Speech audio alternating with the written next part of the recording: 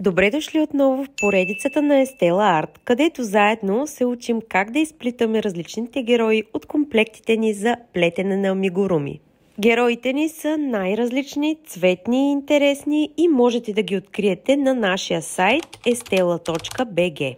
А сега хайде да отворим комплекта и да се подготвим за изплитането на днешния герой, зайчето Флопси.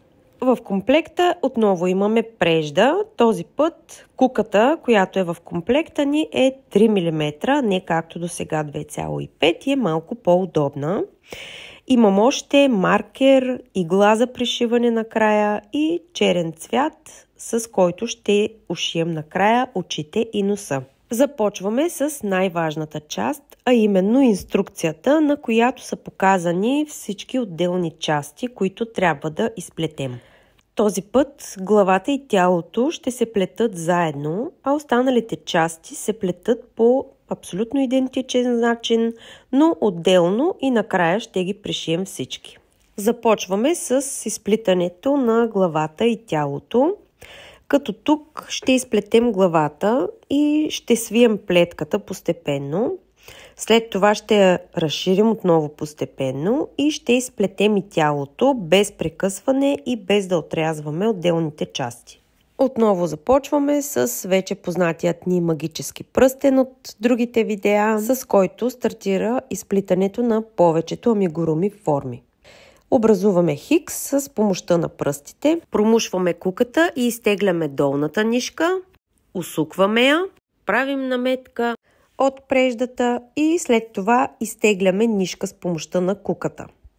По този начин сме захванали магическия пръстен, а сега ще образуваме и първата си бримка в него. Това се случва като промуша куката в центъра на магическия пръстен и изтегля нишка. Сега изплитам двете нишки на куката заедно и така получавам първата си бримка. За да завърша първия кръг, трябва да направя общо 6 такива бримки.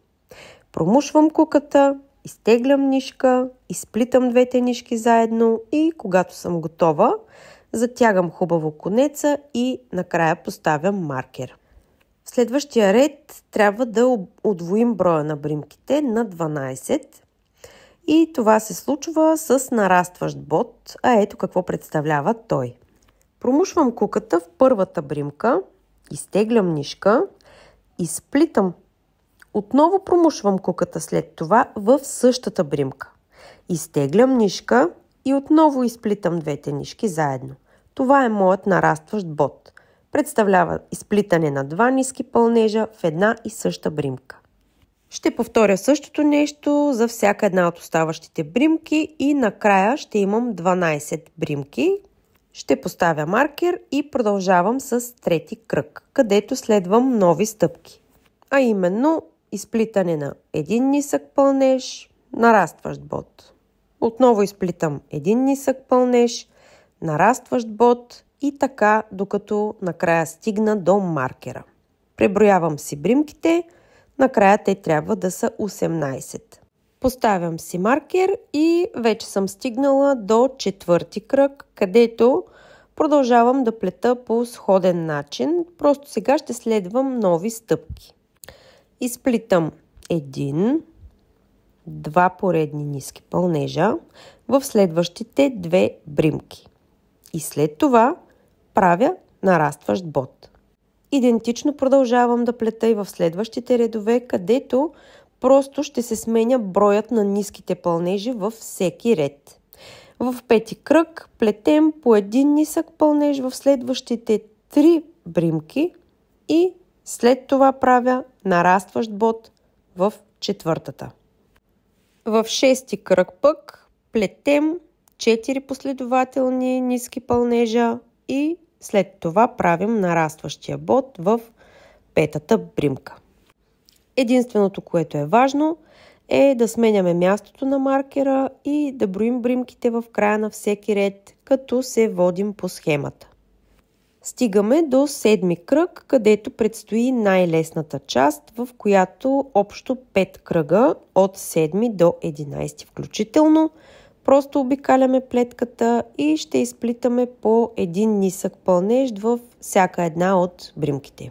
И това е, може би, най-сладката и разпускаща част от плетенето на една кука.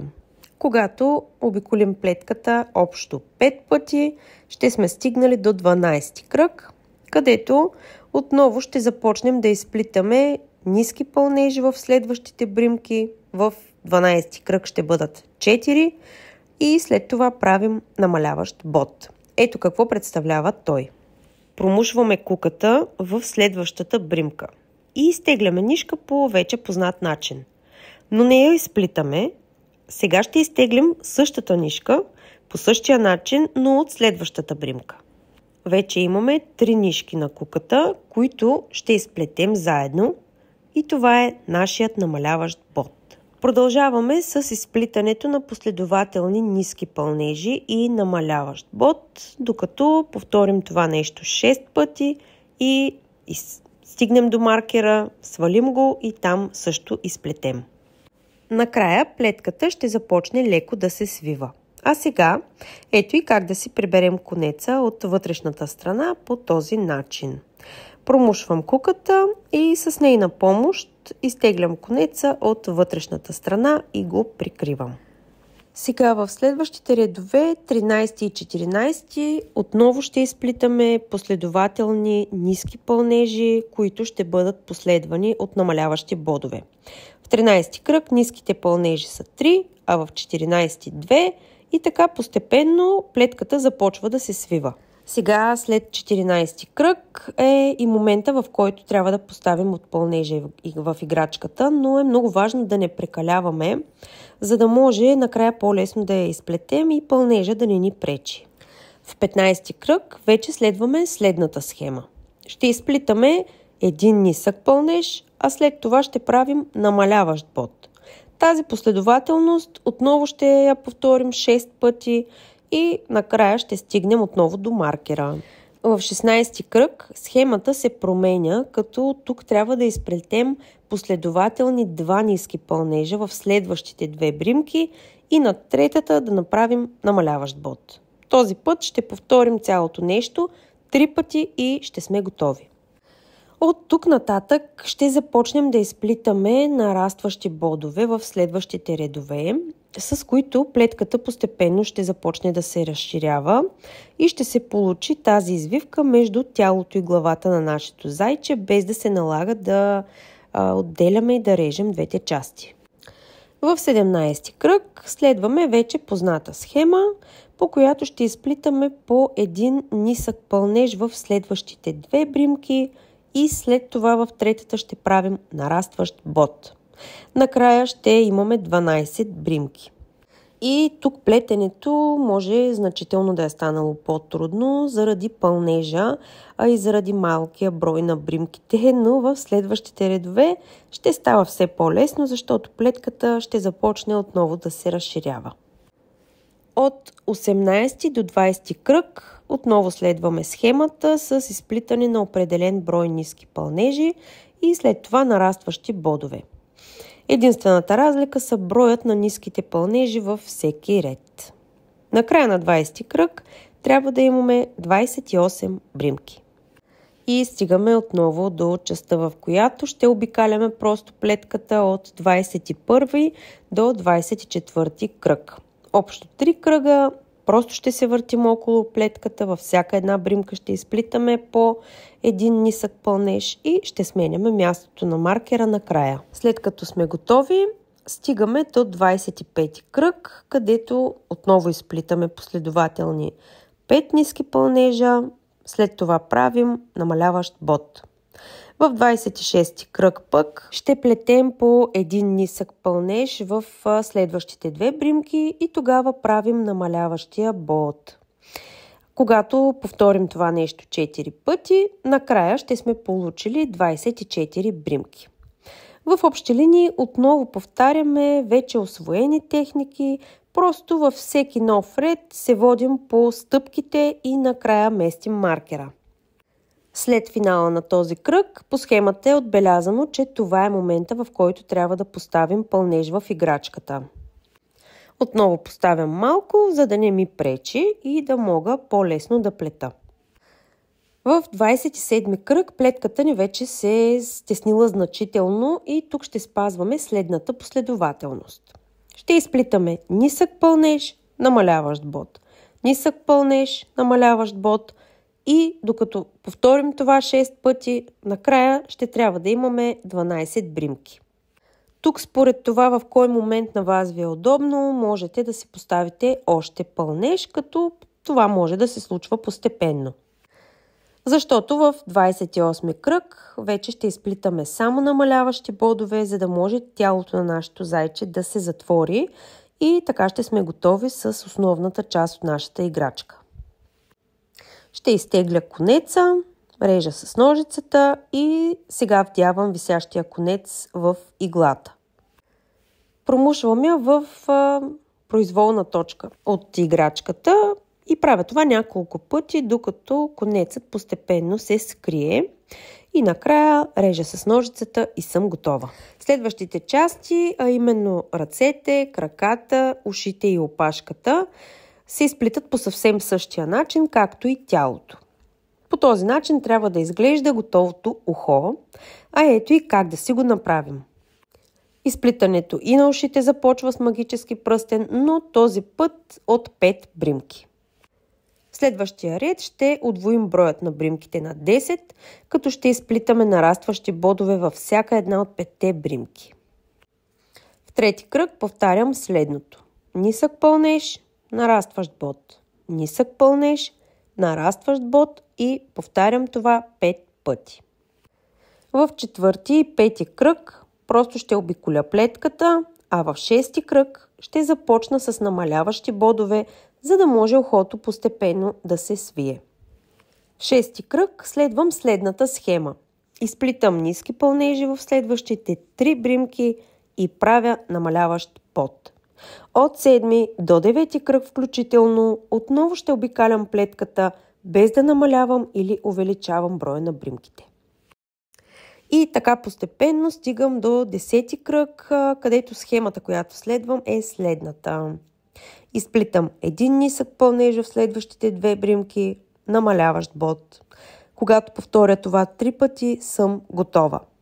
В 11 кръг отново обикалям 9 бримки с по един нисък пълнеж във всяка една и стигам до последния 12 кръг, в който ще редувам нисък пълнеж, намаляващ бод. Нисък пълнеж, намаляващ бод до края и сме готови с ухото. Изтеглям конеца, като е хубаво да го оставя малко по-дълъг, защото после с негова помощ ще пришивам всяка една от частите към тялото, а в ушите не поставям пълнеж, тъй като те са достатъчно обемни. Ето така изглежда и готовата ръчичка накрая, като тя се плете много по-бързо и лесно. Започваме отново с образуване на магически пръстен по вече съвсем познатия ни начин. Образуваме хикс, изтегляме нишка, захващаме магическия пръстен и след това промушваме куката в центъра, изтегляме си нишка и изплитаме двете нишки заедно. Това е нашата първа бримка, а за стартиране на ръката от зайчето трябва да изплетем общо 4 такива. Тук плетенето е малко по-трудно заради малкия размер на плетката, но пък кръговете са кратки и ще сме готови съвсем бързо. В следващия кръг, втори, отново правим нарастващи бодове във всяка една от 4 бримки. В трети кръг просто ще обикаляме получените 8 бримки, без да увеличаваме или да намаляваме броят им. В четвърти кръг ще изплитаме 2 последователни ниски пълнежа и след това ще правим намаляващ бод. Това нещо ще повторим 2 пъти и ще сме готови. В последния пети кръг отново ще обикаляме плетката и накрая ще поставим съвсем малко от пълнежа в ръчичката на зайчето. По същия начин ще изплетем и втората ръчичка, ще си оставим сравнително дълъг конец, който след това ще ни послужи за пришиване. Сега стигаме до изплитането и на краката. Аз вече съм изплела единия крак и съм поставила малко от пълнежа в него. Ето така трябва да изглежда той и сега ще ви покажа как да си го изплетем. Отново започваме по познат за нас начин с магически пръстен, като този път обаче броят на бримките ще бъде 6. Във втория ред ще удвоим техния брой с нарастващи бодове във всяка една от 6 бримки. След това от 3 до 5 кръг ще обикаляме плетката с по един нисък пълнеж във всяка една от бримките. В 6-ти кръг ще редуваме нисък пълнеж, намаляващ бод, нисък пълнеж, намаляващ бод и така до края. А в 7-ми кръг схемата, която следваме, е нисък пълнеж в следващите 2 и намаляващ бод в 3-та бримка. Повтаряме 2 пъти и сме готови и с крачето по абсолютно същия начин, по който изплетохме и ушите и ръчичките. В крачето поставяме отново пълнеж, за да е по-обемно и хубаво и сме готови. По абсолютно същия начин, както до сега плетохме и ръчичките и ушичките, ще изплета и опашката. Отново започваме с магически пръстен, този път тук той ще бъде с 4 бримки. И понеже плетката е съвсем мъничка, ще ми е много по-удобно без маркера и ще мога по-лесно да броя. Във втори кръг ще повтарям 2 пъти следното нещо. Нисък пълнеж, нарастващ бод, нисък пълнеж, нарастващ бод и в трети кръг просто ще си обиколя плетката с по един нисък пълнеж във всяка една от 6 бримки. И готово! Това са всички необходими части за нашето зайче в лопси. Предстои да пришием всяка една от частите и да завършим зайчето. Ще започнем с пришиването на ушите, които трябва да позиционирам между първи и 4-ти кръг, както е посочено на схемата. Позиционирам си едното ухо и започвам постепенно да пришивам към тялото, като във всяка една от бримките правя по един бод с иглата и хубаво започвам да обикалям цялото ухо с шевове. Оставащият конец, който виси накрая, ще промуша с иглата в произволна точка от играчката и ще повторя това 1-2 пъти. Накрая ще изрежа с ножицата. По абсолютно същия начин пришивам и другото ухо и се връщам. Ръцете по схема трябва да позиционирам между 18 и 20 кръг. Промушвам иглата между тези 2 реда и отново започвам да правя шевове през всяка една от бримките, докато обиколя цялата ръка и хубаво я прихвана към тялото. По абсолютно същия начин, както пришихме и ушите и ръцете, сега ще пришием и краката. По схема е отбелязано, че те трябва да се позиционират между 23 и 26 ред.